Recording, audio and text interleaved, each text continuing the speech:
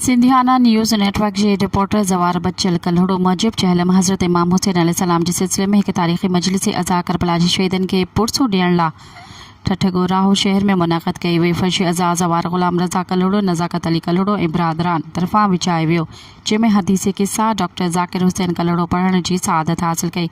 जर्द सोज़ो सलाम रिहान हसन अली ज़ैन मीसम अब्बास सखी हुसैन मीर सफ़दर कासिम शेख ऐं जवार बच्चल कल्हड़ो पढ़ी।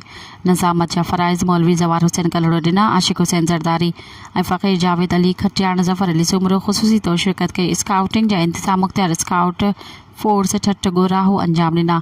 जर्द मजलिस के सिंध जे नामवर आलमन ऐं ज़ाकिर अहल बैत अल्लामा ग़ुलाम बाक़िर ॾहराज, ज़ाकिर अहल बैत अली मुराद मल्हा, ज़ाकिर अहल बैत हाफ़िज़ अरशद अली ख़िताब कंदे चयो त हज़रत इमाम हुसैन अलैहिस्सलाम सदन जान निसारनि जी क़ुर्बानी तारीख़ जी वॾी में वॾी क़ुर्बानी आहे। हक़ ऐं बातिल जी जंग में इमाम हुसैन अलैहिस्सलाम पंहिंजो ऐं पंहिंजे प्यारनि जो सर कपाए अल्लाह जे हुकुम खे लबैक चयो ऐं वक़्त जी जज़ी जी बैत न कई। खेसि मुंहुं तोड़ जवाब ॾींदे पाण सुरख़ुरु थी विया। पूरी दुनिया में हुसैनियत जो ग़म वरी अक़ीदत सां मल्हायो वञे थो। मजलिसी अज़ा खां पोइ ज़िले नौशर फ़िरोज़ जे मुख़्तलिफ़ मातमी अंजुमन, जिन में अंजुमन शोहदा करबला ठारूशा, अंजुमन रिज़विया सादात नौशर फ़िरोज़, अंजुमन अल हैदरी नोहा ख़्वानी ऐं सीना ज़नी कई। जर्द पंजाब खां कही आयल नामर नोहा ख़्वान अज़हीरुल हसन सादिक सैयद यासिर हसनैन शाह पंहिंजे पुरसोज़ आवाज़ में नोहा ई कसीदा पढ़िया त हर अख अश्क बाढ़ थी वई।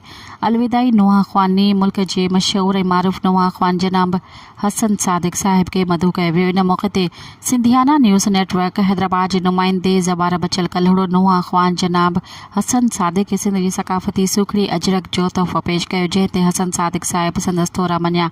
आख़िर में नोहा ख़्वान हसन सादिक पंहिंजे साथियुनि सां गॾु पंहिंजे पुरसोज़ आवाज़ में मशहूर नोहा पढ़ी माहौल खे सोगवार करे छॾियो।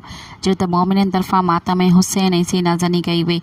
मजलिस दौरान न्याज़ नंगर इमाम हुसैन सॼी राति जारी रहियो। अहिड़ी तरह ई यादगार ऐं तारीख़ी मजलिस अज़ा पिरह फुटीअ वेल पंहिंजी पुॼाणी ते पहुतो।